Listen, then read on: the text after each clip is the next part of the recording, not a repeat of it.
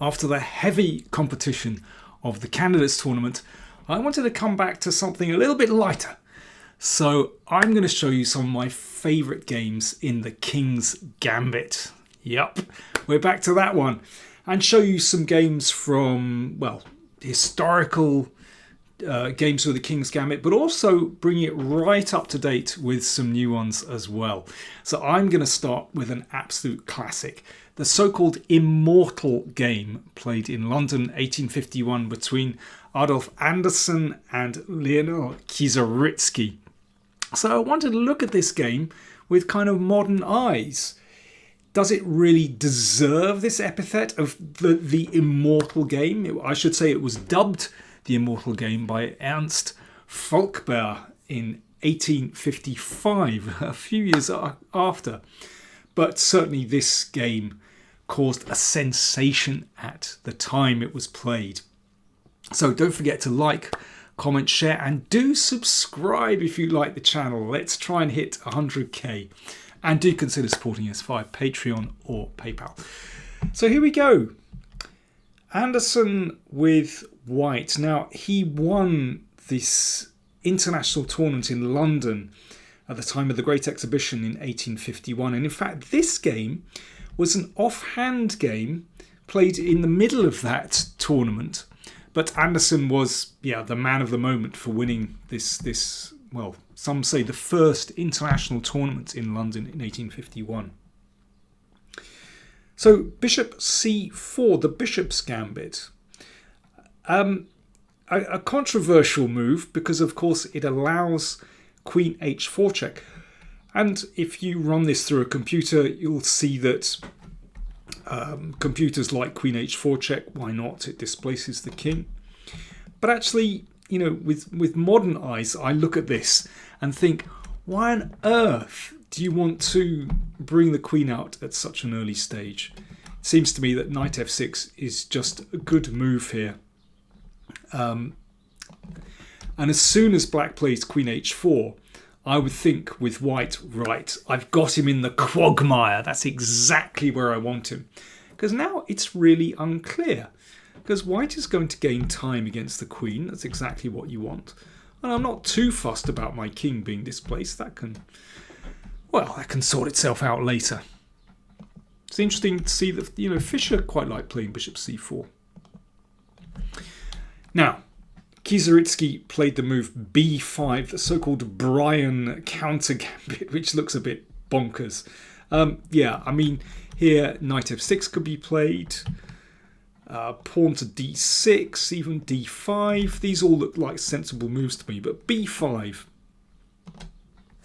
It's quite funny. Kasparov was forced to play this position in a themed game after his World Championship match against Short in 1993. So Short with white and Kasparov playing black, and he didn't know he had to play this line, and he wasn't too pleased. He said, when I was forced to play black in this position in a thematic game with Short, I thought for some 10 to 15 minutes and wanted to resign immediately. I simply did not understand for what has the pawn been given up. That's Kasparov. Now, of course, it's not that bad, but typical Kasparov, he's a man that has very strong likes and dislikes. And yeah, he did get crushed in that game. Anyway, bishop takes pawn. Knight f6, and suddenly, well, this is just very, very unclear. Certainly not bad for black, but it's just very messy. The queen comes back to h6. Well, already you can see that queen is in a slightly precarious position. It's an odd position. I should say that Short played knight c3 against Kasparov. Maybe we'll look at that game another time. And knight c3 is just a sensible move. Why not bring out the knight? d3 played. And like I said, it's actually not that bad for black. Bishop c5, I think, is a sensible move here. Bringing out a piece. And who knows, maybe you can get castled. That wouldn't be a bad thing. But knight h5 played. And there is a threat, of course, with knight g3 check, exploiting that pin. And here, well, we have knight h4 from Anderssen, a move that I don't like at all. It just looks really odd to me to play the knight out to the side of the board. In fact, there is a very strong move here, and that's rook g1. Threatening, well, first of all, I should say avoiding knight g3 check and threatening g4. And that's actually very unpleasant for black. But instead, knight h4 played. And I think here, I think g6 is just a sensible move. Discouraging knight f5.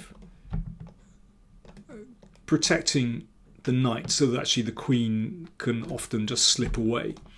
And I think black is absolutely fine there. But instead, queen g5. Well, actually, that's not that bad either, although a lot of commentators have criticised that move. I should say that this game has been annotated by, well, some of the best in the world. I mean, more recently Kasparov, but going way back, Steinitz annotated this game. Max Euler annotated this. Actually, in recent times, Robert Hübner, the great German player, he probably gave one of the best commentaries for this game and analysed it in enormous detail in pre-computer times and did a brilliant job, actually. And here, once again, g6 looks like a really sensible move. And it's pretty unclear, but, well, probably black is fine. But c6, now, this really doesn't look like a good move because it takes away the square from the knight. It rather blocks in that bishop. And here, if the bishop is just retreated to a4, white is probably doing quite well. But here is where the game went completely bonkers. g4 was played. And here, again, g6 is probably a good move. I mean, I don't want to go into huge detail, really, but g6 looks sensible. Instead, the knight went back, and now after rook g1, well, still okay for black, but you can see the queen is looking a bit tight there. Suddenly h4 is happening. In fact, black is still okay in this position if h5 is played. Just very quickly, it might go like this. And black is still okay here, actually. You can see that he's found a foothold for the knight, and the queen, remarkably, has found a reasonable square. So that certainly keeps black in the game. But instead, Kieseritzsky took the bishop, and now it's pretty bad for black. h4. So the queen gets pushed around. Queen here. h5. And again, queen g5. Queen f3. So you can see that the advance of this h-pawn, well, that rules out black playing h5.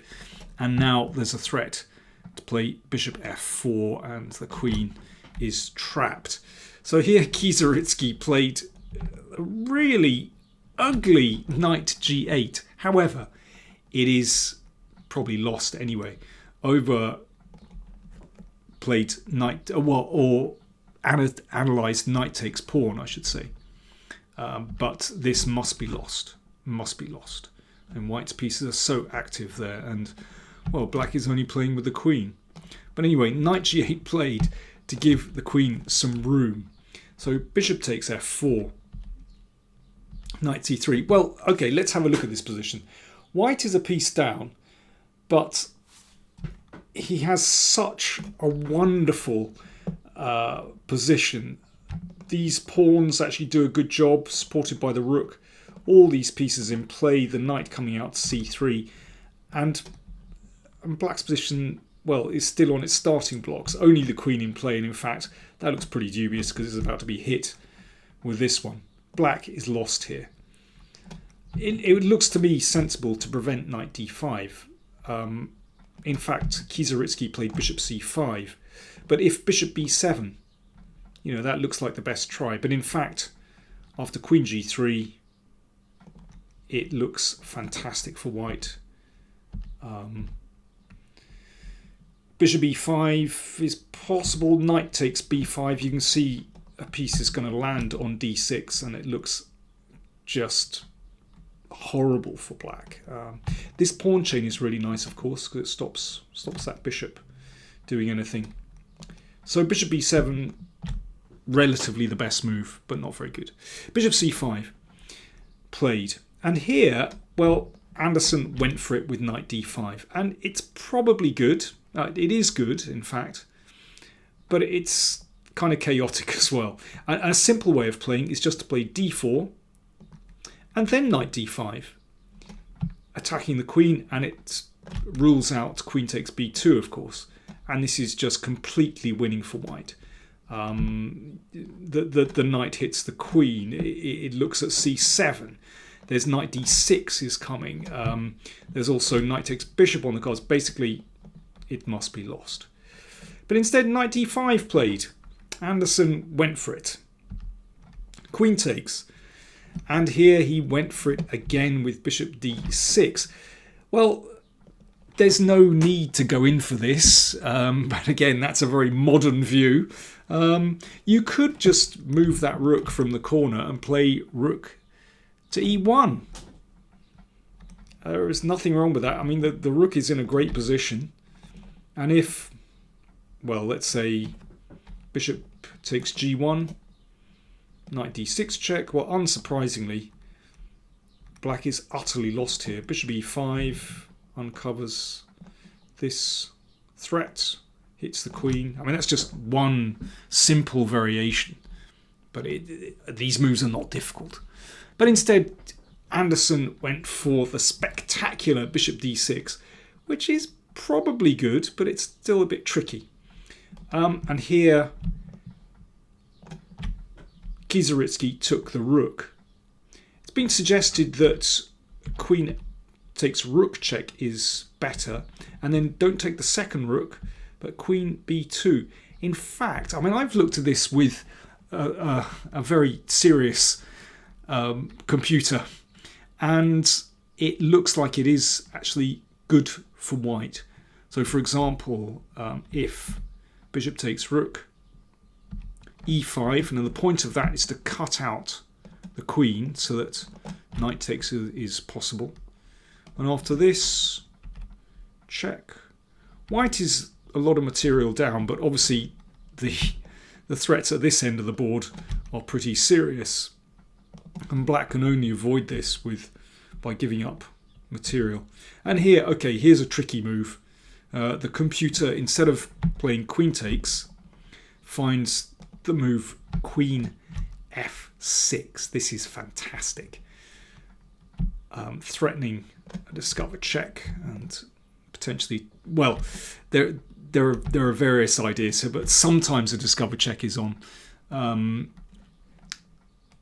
Rook here, knight here, takes, and in this position it thinks that white is actually winning. I mean, there are so many variations there, but it is difficult, but it seems as though white is winning. So let's go back. So bishop d6 and bishop takes rook, and now we come to the grand finale. e5, cutting out the queen, so the queen was defending g7. Queen takes rook, king e2.